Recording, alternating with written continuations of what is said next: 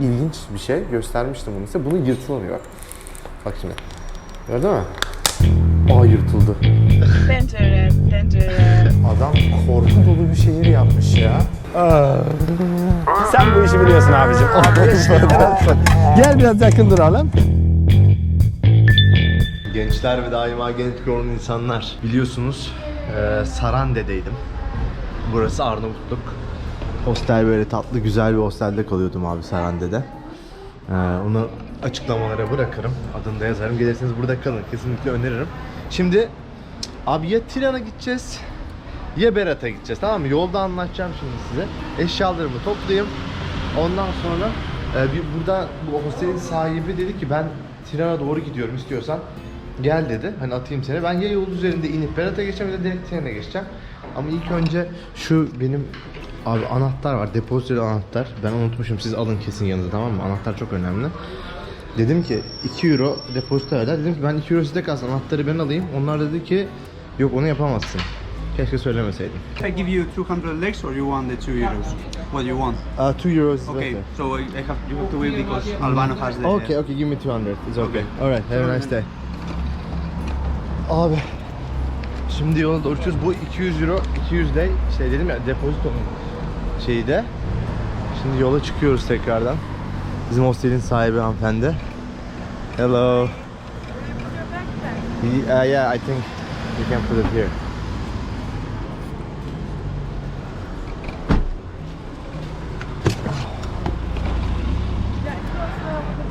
Aa,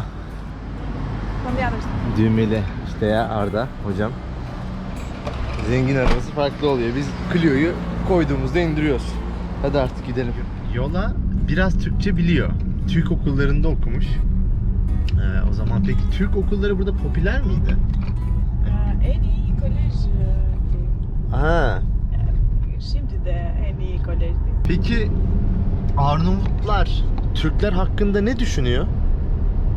Anlamadım bu. What do Albanian people? We say Arnavut. Think about Turkish. Yeah. Generally. Çok hoşlanıyor. Ha. İstanbul tatilde gidiyor.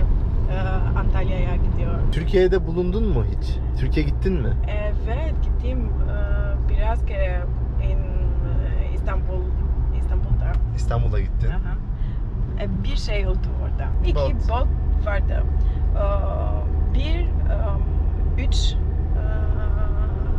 how to say hours? Saat. 3 saat Bosfor'da Aynen. Boğaz'da gezdiniz. Hı hı.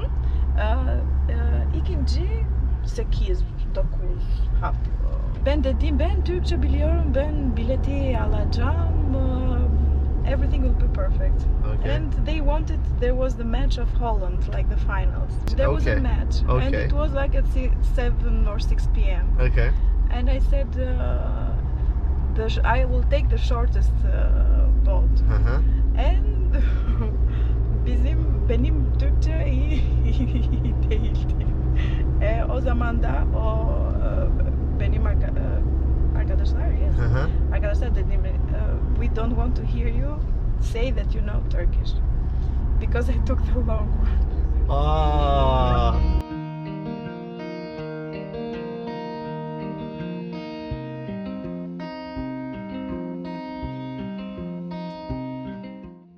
Nasreddin Hoca soluna dönüyor, Tamam. sağına dönüyor ama uykusu gelmiyor.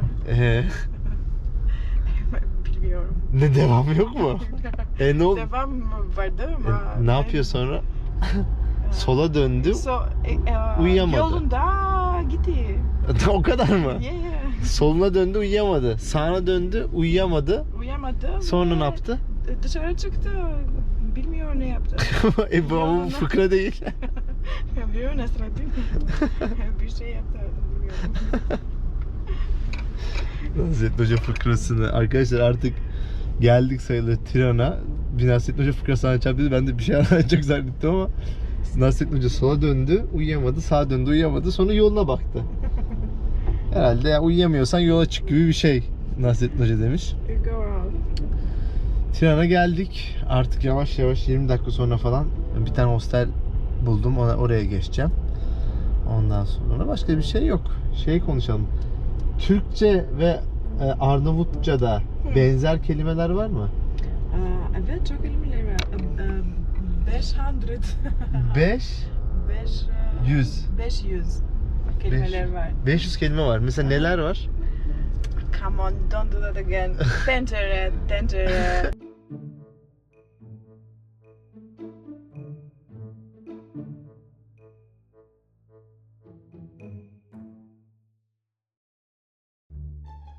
Artık gidiyoruz. Hayır. Thank you. Ah.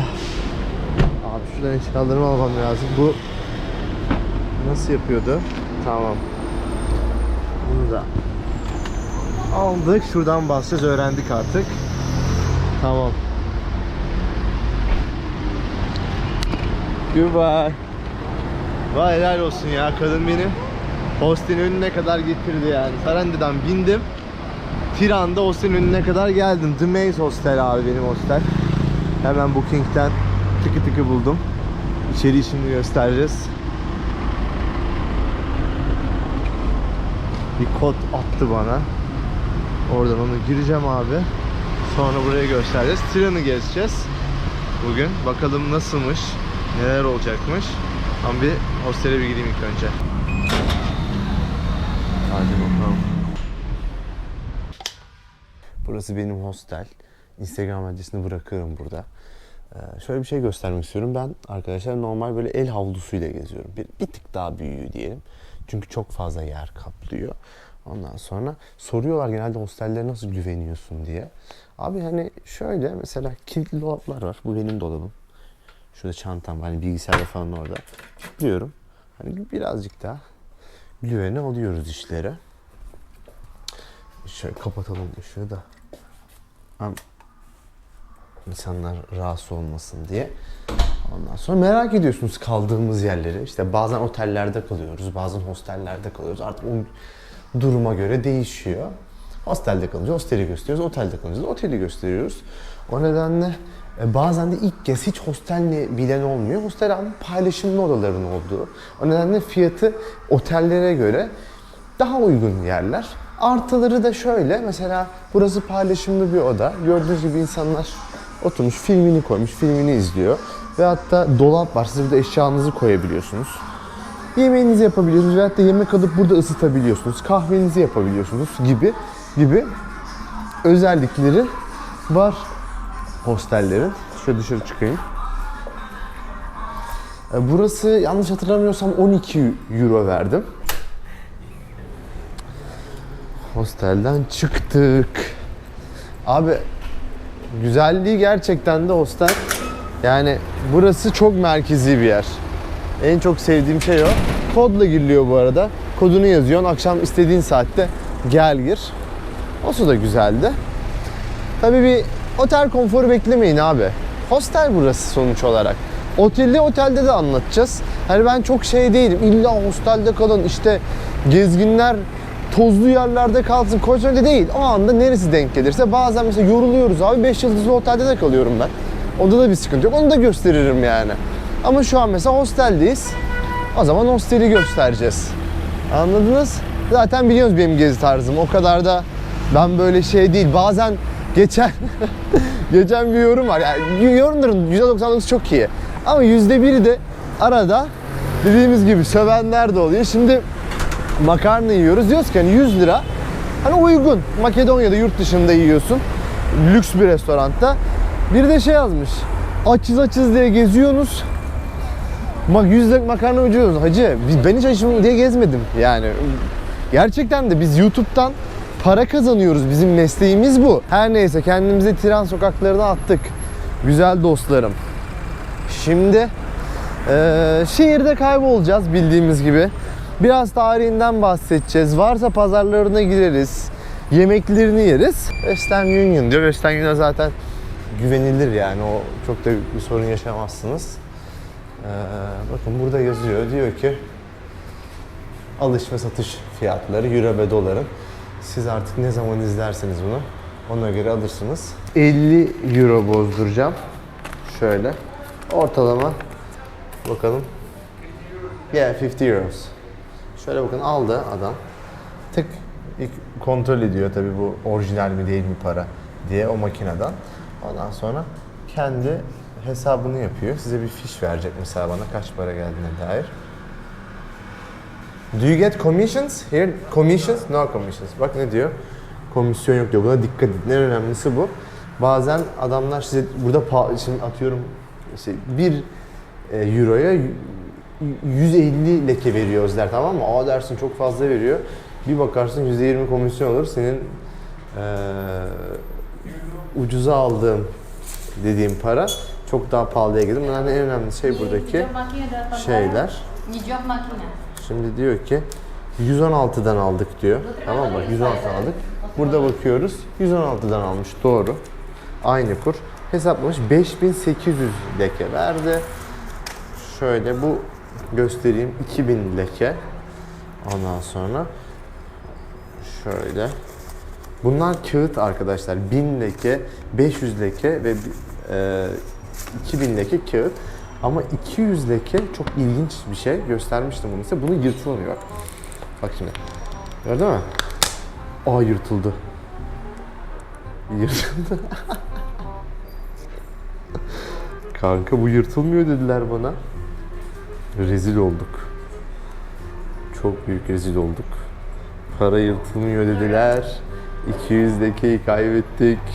Arda Pazır, siz yırtmayın. Oğlum ne kadar salak adamım ya. Oğlum bu denenir mi Arda?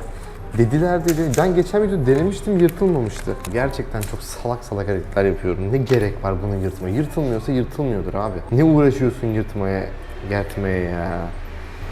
Bantlasak bunu geç. İşler mi? Bir sorayım da. Abi boşu boşuna 200 lekeyden olmayalım. Ne olur ya. Ay. Ah be gerizekalılar da. Ah be salak herif. Ne gerek vardı böyle bir şey yapmaya? Bir sorayım.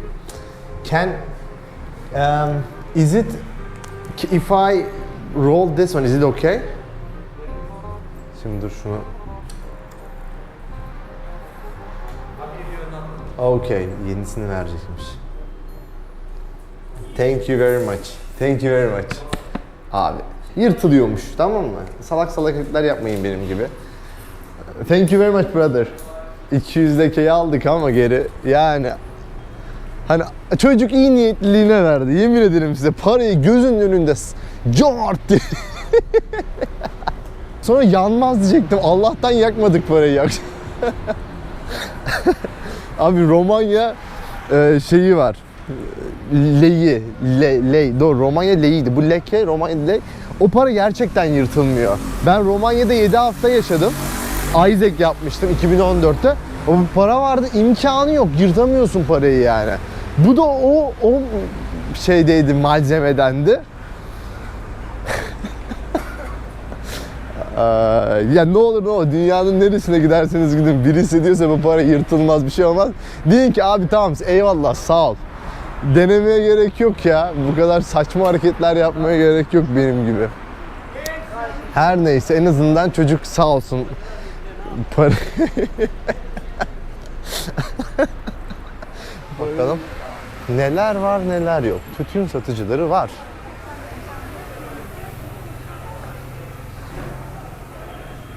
Burası birazcık da sosyete pazarı tarzında bir yer. Eski Arnavutluk'tan kalma. Hatta ise Osmanlı'dan bile olabilir bunlar. Kapkaçaklar. Taşköprü sarımsağı. Herhalde şu an çok da bir şey yok. Sıcak diye herhalde bunlar siesta'ya kaçmışlar arkadaşlar. Ben bir tık daha burası domates, meyve, sebze pazarı gibi bir şey bekliyordum ama işte köy ürünleri var. Merhaba. It's okay. How much is that? 500. Bu 300 leke. Bal, honey? 300 leke. It's okay. No. Thank you. 300 leke, 500 leke. Şimdi hani almayacağım şeyin tadına bakmayayım abi, ayıp olmasın. This? Rakı. You do it. Rakı yapıyormuş abi. Dur bir. Ver bakalım. İşte.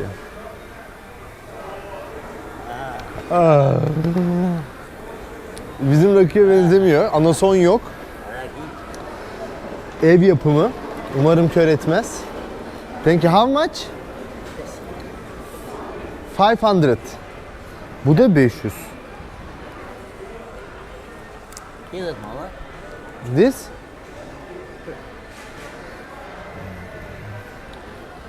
Bunların rakıları farklı abi. Anason olmadığı için tadı yani kötü vodka, çok kötü bir vodka gibi düşünün yani. Dayım yes. Büyük olan diyor 1500. Senin için diyor 1200.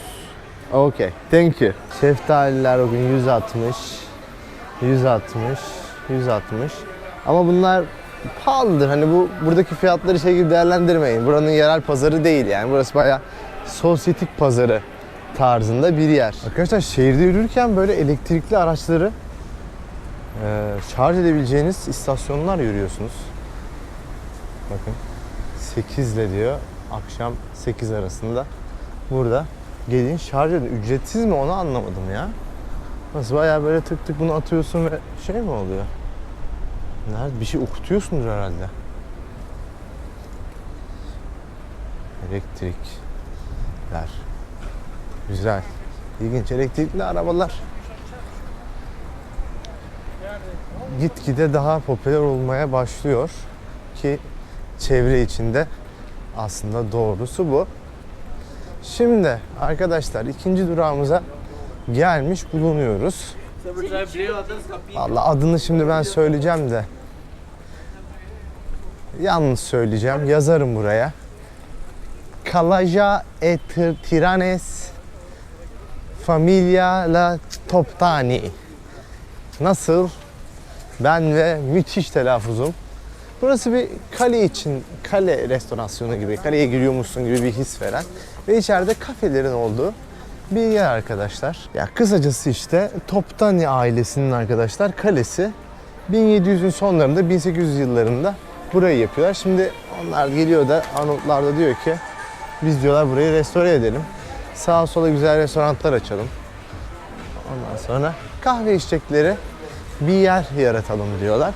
Tabi buradaki fiyatları da şöyle bir hızlıca bakmak istersek işte 500-600 arasında yemekler var. Hem şarap içebiliyorsunuz. İşte makarnalar 5 euro ile 10 euro arasında değişiyor. Onun tatlılar da arkadaşlar işte 2-3 euro arasında değişen fiyatları var. Güzel hani otantik bir dokusu var buranın.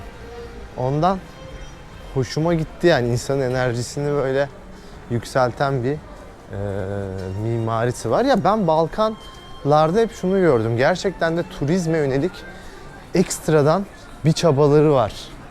Bir şeyler yapmaya çalışmışlar. Ne bileyim yeşillendirmişler, etrafı güzelleştirmişler, dokuyu korumaya çalışmışlar. Tabii bazı yerde yapamamışlar. Mesela Üsküp'te tamamen Avrupa'yı bir şehir yapmışlar. Beni yani eski doku daha çok hoşuma gidiyor. O şehire gidiyorum. Yoksa ben Avrupa'da bir yere giderim değil mi? Üsküp'e gitmemin nedeni Makedonya'nın o dokusunu hissetmem. O nedenle ama bir çaba var en azından. Yani turist açısından bir şeyler var. Yani burada güzel bir akşam yemeği yemek istiyorsanız bu arkadaşların kalesine gelebilirsiniz ve bir şeyler yiyebilirsiniz diye düşünüyorum. Şöyle kaleyi hemen sağdan alıp biraz yürüyelim bakalım. Burası da güzel bir caddeye benziyor.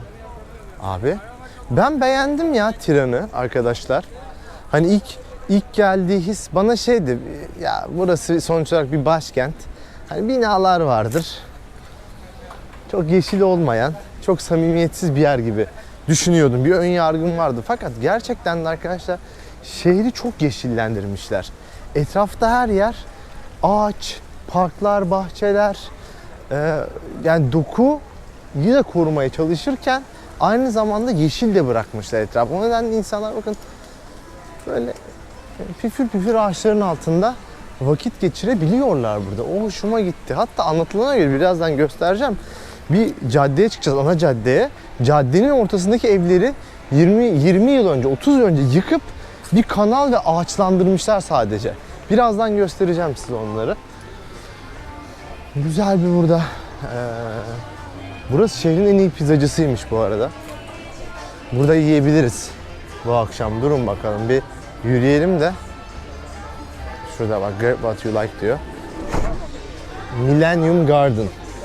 Burada bir şeyler yiyebiliriz arkadaşlar. Ama şu an daha değil.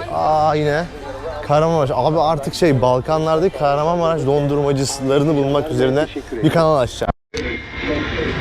Abi selamlar. Selam abi, hoş geldin. Nasılsın, iyi misin? Polisin düzenlediği operasyonda İyidir. Bulgaristan Gördük bağlantılı bir uyuşturucu geleyim şebekesi dedim ya. çökertiyor. Ya bu ne oldu Balkanlarda? Nereye gitsem kesin bir Kahramanmaraş olur ve inanılmaz bir ilgi var yani size. Ya şakaya karşı ilgileri var daha çok. Değil mi? Eğleniyorlar. Daha çok çocuklara hitap ediyor. Evet. Ondan dolayı ilgi de yok. Dünyanın her tarafında var abi ya. Çok güzel. Çok Çin'e gidenler var, Kore'de olanlar. Orada çalıştım. Sen de mi Çin'e Aynen. gittin? Çin, Kore'ye. Şeyde Prizren'de bir arkadaşla konuştuk. O dedi her yerde bizim hepimiz arkadaşız zaten dedi. Aynen. Sen nerelisin abi? Ben de Kahramanmaraş. Sen de mi Kahramanmaraş? Biz Kahramanmaraş'ta yok zaten bu dondurma işi. Doğrudur. O haricinde dünyanın her yerinde var. Doğrudur. Yani ben şunu söylüyorum. Dünyayı gezeceksen ya dondurmacı olacaksın ya halk dansları. Onlar da çok turneler, gösteriler falan yapıyorlar ya. Gezdin mi sen dünyayı? Yani Abu Dhabi, Katar, Doha, Dubai, Kore, Çin, Japonya. Yok abi, kaç yıldır yapıyorsun bu işi? 12 yaşından bu yana çocuk yani. Buyurun efendim, hoş Tamam. geldiniz efendim. Şimdi evet bak bu dondurma bak. Bak tutacaksın, evet bak burada Tamam, bir dakika, dur. burada olacak tamam, sen bu işi biliyorsun abicim. Afiyet şeker olsun. Gel biraz yakın duralım. Şimdi dondurmamızı verelim. Tamam. Ama biraz şöyle olacak. Bu öyle- antrenman amaçlı. öyle- Düşeceksin. Evet, düşürmeden. Pardon efendim, pardon. Evet efendim, biraz çilek veriyoruz. Tamam hadi. Şöyle biraz da limon. Bu kahraman afiyet Ama- olsun diyeceğim ama sağlığımıza vuralım. Şöyle buyurup düşüyordu. Afiyet şeker olsun efendim. Teşekkür ederim. Teşekkür ederim. Valla gerçekten çok eğlenceli. Yani o bir 30 saniye bile olsa insanı çok eğlendiren Ya bir zaten şey var ben yani. şunu söylüyorum her zaman. Biz sizi mutlu edebiliyorsak ne Hı. mutlu bize. İnsanların gerçekten gülmeye ihtiyacı var. Değil mi? Gerçekten eğlenmeye ihtiyacı var. Biz de bunu yapmaya çalışıyoruz. Abone. Arkadaşlar siz de abone olun. Bakın herkes abone oluyor, unutmayın. Arkadaşlar merkeze, yani meydana geldik şurası. Ya bak döner, fast food Albania. Dönerciler de var. Hello. Bakın. Fiyatlara bakalım. Kaç paraymış dönerler. Şöyle 250'ye şey yapıyorlar. Yani 2 dolar döner. Ondan sonra tabakta yermek isterseniz o da 3,5 dolar arasında falan, 3,7 dolar arasında değişiyor dönerler. Şimdi şu bakalım merkeze geçelim. Gördüğünüz İskender Bey heykeli. Şimdi kemik kitle tarayıcı modu açtık. Hatırlayanlar var mı? Hangi bölümdü? Arkadaşlar size anlattım. Kosova, Priştine bölümünde size İskender Bey'i anlatmıştım. Tekrardan kısaca anlatıyorum. İskender Bey arkadaşlar Arnavutluğun ulusal kahramanı. Osmanlı'nın ulusal haini ilan edilen bir adam. Nasıl oluyor? Şimdi İskender Bey aslında Arnavut kökenli buradan. Fakat Osmanlı devşirmesi olarak Osmanlı'ya getiriliyor. Yani o topraklara, şu anki Anadolu topraklarına getiriliyor. Çok iyi askeri eğitim aldığı için çok hızlı yükseliyor ve görevler verilmeye başlıyor. 2. Murat zamanında da işte tekrardan Arnavutluğa gönderiliyor. Burada burayı idare etsin diye. Tabi bazı küçük bir bölümünü. Fakat 300 kişilik bir ordusuyla İskender Bey kaçıyor Osmanlı'da. 2. Murat devamında da Fatih Sultan Mehmet tarafından seferler düzenleniyor. İşte İskender Bey'in burada kurduğu beyliği düşürmek için. Fakat hiçbir şekilde düşüremiyor. Niçin? Çünkü Osmanlı'da yetiştiği için Osmanlı'nın tüm askeri taktiklerini biliyor. çok az asker, yani 10.000 kadar bir askerle 30.000, 40.000'lik Osmanlı ordularına karşı geldiği için ve hiçbir şekilde yenilmediği için o ulusal kahraman ilan ediyor. Tabi devşirme olduğu için ve Osmanlı'ya karşı savaştığı için de Osmanlı'da da ulusal hain ilan ediliyor. Devamına gidiyoruz. Arkadaşlar camimizi görüyoruz. Ben size söyleyeyim, kesinlikle gitmeden söyleyeyim. Orada Tika'yı ben göreceğim. Tika abi, Balkanlarda bir cami varsa kesinlikle restorasyonunu yapıyor, bakımını yapıyor. Bir bakalım da şimdi çok baştan konuşmayayım ben. anlatırım bir de çıkmaz orada Tika şeyi. Ama yine de çıkmasa bile iyidir yani. Tika gerçekten de her yerde ki gördüm. Dedim ben size, bakın. Cami. Tika tarafından Ethem Bey Camii arkadaşlar. Bakın Tika her yerde. Şöyle koyayım size, içeriği göstereyim arkadaşlar.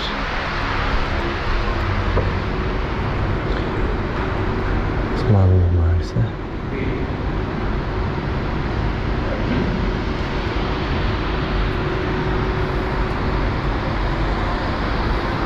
Enver Hoca'dan da kısaca bahsedeyim. Enver Hoca arkadaşlar 2. Dünya Savaşı'nın hemen ardından sonra İtalyan ve Alman askerlerini Arnavutluk'tan kovan lider olarak biliniyor ve çok uzun zaman boyunca, çok rüzgar var, ülkeyi diktatör olarak yönetiyor. Ateist bir toplum yaratmaya çalışıyor. Komünist çünkü bir lider. O nedenle bu camilerin falan o zamanlar kapatılıyor. 1944'te arkadaşlar 2. Dünya Savaşı'ndan sonra geçiyor başa ve 40 yıldan fazla süre boyunca insanları burada komünist bir rejimde yönetiyor.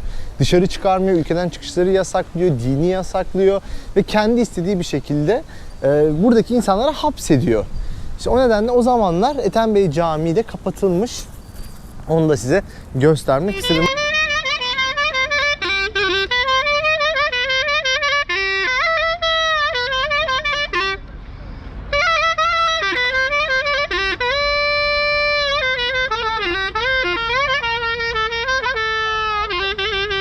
Ethem Bey Camii'nin yanında Saat Kulesi'ni de görebilirsiniz.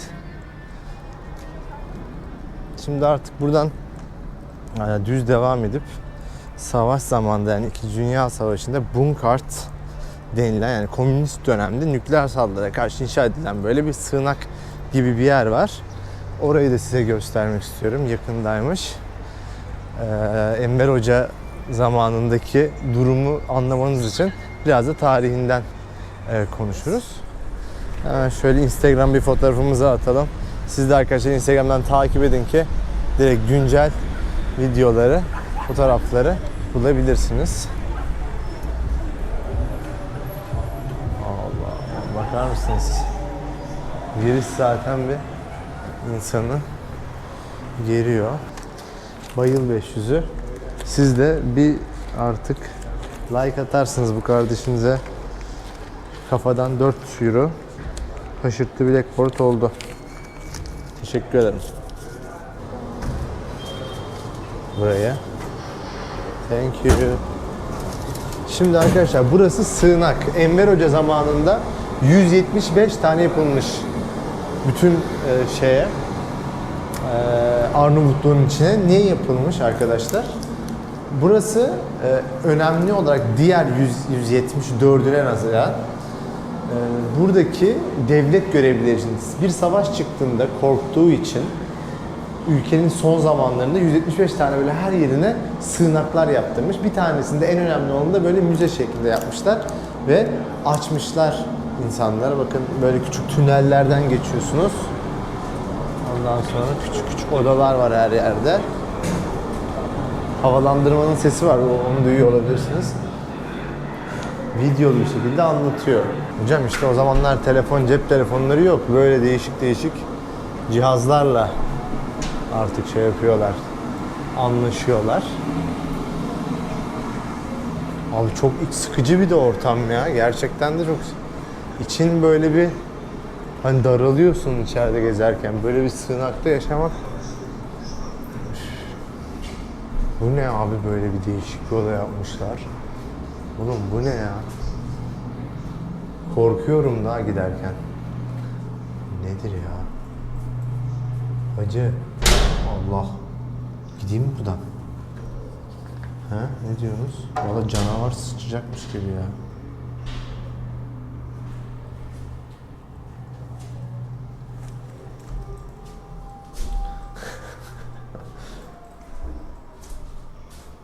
Abi nasıl şey gibi, bilgisayar oyunu gibi.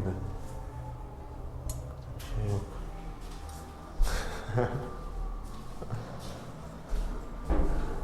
Kanka tırstım ha. Okey. Adam korku dolu bir şehir yapmış ya. Bildiğin korku imparatorluğu saçmış yani burada. Tiran'da böyle gerçekten kemiklerinize kadar bunu hissedebiliyorsun. Dostlar bir AVM gördüm. Aslında her AVM aynı AVM yani. Biraz mimarisi değişiyor ama aşağı yukarı hepsi aynı. Bir su aldım, çok susadım. 35 leke. Bir böyle 50'lik su aldım. Genel olarak gittiğim ülkelerde böyle kısa olarak şeyleri göstermeye çalışıyorum sizlere. Market fiyatlarını, ondan sonra temel gıda ürünleri, süt, et, yumurta. Önemli suyumu içeyim, içeri girip temel gıdaları da fiyatlarını göstereceğim. Asgari ücrete şu an için emin değilim, sormadım. Öğrenirsem şu sağ üstte yazarım, öğrenemezsem de ileriki videolarda asgari ücrete belirtirim, hiç merak etmeyin. Et fiyatlarına bakalım abi. 2000 lek de var. Arnavut ciğeri 1000 lek. Yine 1700 leke de var. Kıyma 1000 lek. Tavuk fiyatlarını size göstereyim. 250 gramı 500. 250 gramı 450 lek. Sütler arkadaşlar İtalya'dan 250 lek.